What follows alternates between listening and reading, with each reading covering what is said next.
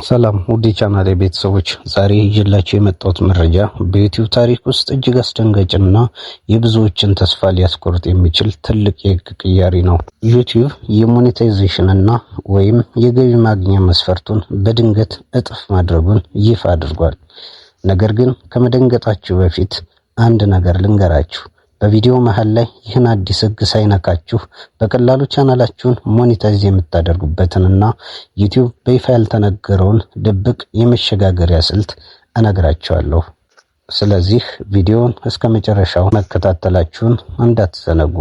ይህ ጠቃሚ መረጃ ለብዙዎች እንዲደርስና ለቻናላችን እድገት አሁኑኑ ቪዲዮውን ላይክ ማድረጋችሁን አትርሱ።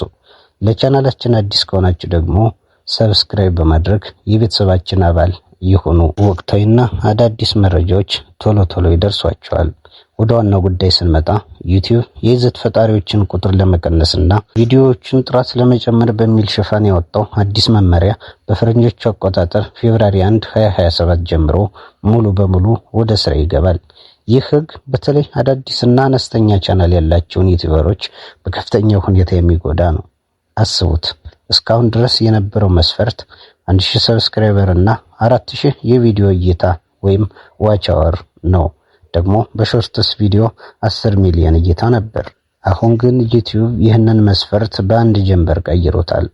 አዲሱ ህግ እንደሚለው አንድ የይዘት ፈጣሪ ገቢ ማግኘት ለመጀመር ወይም ዩቲዩብ ፓርትነር ፕሮግራም ላይ ለመመዝገብ ግዴታ 1000 ሰብስክራይበር እንደተጠበቀ ሆኖ የነበረው 4000 የሰዓት እይታ ወደ 8000 ሰዓት አድጓል። አዎ አልተሳሳትኩም፣ በትክክል እጥፍ ሆኗል። በተመሳሳይ መልኩ በሾርትስ ቪዲዮዎች ገቢ ለማግኘት ያስፈልግ የነበረው 10 ሚሊዮን እይታ ወደ 20 ሚሊዮን ከፍ ብሏል። ይህ ማለት ውድድሩ አሁን ከመቼውም ጊዜ በላይ ከባድና ፈታኝ ሆኗል ማለት ነው። ይህንን እንደ አንድ ረጅም የሩጫ ውድድር አስቡት። የመጨረሻውን የሜዳሊያ መስመር ልትደርሱ ጥቂት ሜትሮች ሲቀራችሁ የውድድሩ አዘጋጆች የመጨረሻውን የሩጫ መስመር እጥፍ ያህል ወደ ኋላ እንደገፉት ያህል ነው የሚሰማው። አብዛኛው ሰው ይህንን ሰምቶ ተስፋ ይቆርጣል። ነገር ግን የዩቲዩብ አልጎሪዝም የሚሰራበትን የጥራትና የተመልካች ማቆያ ሚስጥር ከተረዳችሁት ይህ አዲስ ህግ ለአዳዲስ ፈጣሪዎች ትልቅ እድል ሊሆን ይችላል። ታዲያ ይህ ህግ አስቀድመው ሞኔታይዝ የሆኑ ቻናሎችን ይነካል ወይስ አዳዲሶችን ብቻ ነው? በቅድሚያ ለነባርና አስቀድሞ ገቢ ማግኘት ለጀመሩ ወይም ሞኔታይዝድ ለሆኑ ቻናሎች መልካም ዜና አለኝ። ይህ አዲስ አሰራር ቀደም ብለው በዩቲዩብ ፓርትነር ፕሮግራም ውስጥ የተመዘገቡትን ፈጣሪዎች በቀጥታ አይጎዳም። ያ ማለት አሁን ገቢ እያገኛችሁ ከሆነ ዩቲዩብ የገቢ ማግኛ መስፈርታችሁን በድንገት ወደ 8000 ሰዓት በማሳደግ ገቢያችሁን አይዘጋውም። ነገር ግን እዚህ ጋር አንድ ትልቅና ጥንቃቄ የሚፈልግ ድብቅ ህግ አለ። እያንዳንዱ ነባር የይዘት ፈጣሪ በጃንዋሪ 31 ቀን 2026 በዩቲዩብ ስቱዲዮ ወይም በኢሜል በኩል የሚላክለትን አዲስ የውል ስምምነትና የመመሪያ ማሻሻያ ተርምስ ኤንድ ፕራይቬሲ አፕዴት የግዴታ አክሴፕት ማድረግ ወይም መቀበል አለበት። ይህንን ማሳወቂያ ችላ ካላችሁ ወይም ሳትቀበሉ ካለፋችሁ ዩቲዩብ ከፓርትነር ፕሮግራሙ ወዲያውኑ ሊያወጣችሁና ገቢያችሁን ሊያቋርጠው ይችላል። ስለዚህ በስቱዲዮአችሁ ላይ የሚመጡ ማሳወቂያዎችን ዘወትር መከታተል እጅግ አስፈላጊ ነው። አሁን ደግሞ ገና ሞኔታይዝ ላልሆናችሁና አዲስ ለሆናችሁ ፈጣሪዎች ወደ ተዘጋጀው ወሳኝና ሚስጥራዊ የመፍትሄ ሐሳብ እንለፍ። አሁን ያለነው በኦገስት ወር ውስጥ በመሆኑ አዲሱ ህግ ስራ ላይ እስከሚውልበት እስከ ፌብሩዋሪ 1 ቀን 2027 ድረስ በግምት ወደ 5 ወይም 6 ወራት ያህል ጊዜ አለን። ይህ ጊዜ ለእናንተ የወርቅ ያህል ውድ የሆነ የተስፋ መስኮት ነው። ይህንን እንደ ባንክ የብድር ወለድ አስቡት። ባንኩ ከ6 ወር በኋላ የወለድ መጠንን እጥፍ እንደሚያደርግ ይፋ ቢያደርግ ብልጥ ነጋዴዎች ወለዱ ሳይጨምር አሁኑኑ በፍጥነት ብድሩን አጠናቀው ይመዘገባሉ ማለት ነው። እናንተም ማድረግ ያለባችሁ በትክክል ይህንኑ ነው። እስከ ፌብሩዋሪ 1 2027 ድረስ ዩቲዩብ አዲሶችን የሚያስተናግደው በአሮጌው ህግ ማለትም በ4000 እይታ ሰዓትና በ1000 ሰብስክራይበር ብቻ ነው።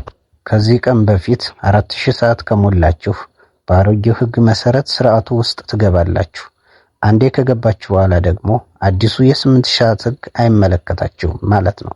ስለዚህ በሚቀጥሉት 5 ወራት ውስጥ የተለየ ስልት ተጠቅማችሁ ይህንን መስፈርት በፍጥነት ማሟላት አለባችሁ። ታዲያ በእነዚህ በቀሩት ጥቂት ወራት ውስጥ 4000 የእይታ ሰዓት ወይም ዋች አወርስ በፍጥነት ለመሙላት ምን ማድረግ አለባችሁ? አራቱን ወሳኝ የይዘት ማሳደጊያ ስልቶች በአጭሩ ልንገራችሁ። አንደኛ፣ ረጅምና ጥልቅ ይዘት ያላቸውን ቪዲዮዎች ሎንግ ፎርም ቪዲዮስ መስራት ላይ አተኩሩ። ዩቲዩብ የተመልካች ማቆያ ጊዜያችሁን ዋች ታይም ስለሚያስብ ከ10 እስከ 15 ደቂቃ የሚረዝሙና ተመልካችን መስጠው የሚያስቀሩ ቪዲዮዎች የሰዓት ገደቡን በፍጥነት እንድትሞሉ ይረዳቸዋል። አጫጭር ቪዲዮዎችን ብቻ መስራት የእይታ ሰዓታችሁን በፍጥነት አይሞላላችሁም ማለት ነው። ሁለተኛ፣ የቪዲዮዎቻችሁን የመጀመሪያ 30 ሰከንዶች ወይም ሆክስ በአግባቡ ይጠቀሙበት። ተመልካች በቪዲዮ መጀመሪያ ላይ የሚፈልገውን መረጃ ካላገኘ ወዲያውኑ ወጥቶ ይሄዳል። ይህ ደግሞ ለአልጎሪዝሙ መጥፎ ምልክት በመስጠት ቪዲዮአችሁ ለብዙ ሰው እንዳይደርስ ያደርጋል ማለት ነው።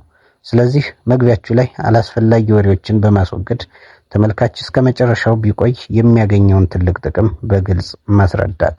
ሶስተኛ፣ ለተመልካች ተጨማሪ የእውቀት እሴት ወይም ኒው ኢንፎርሜሽን ጌን ስጡ።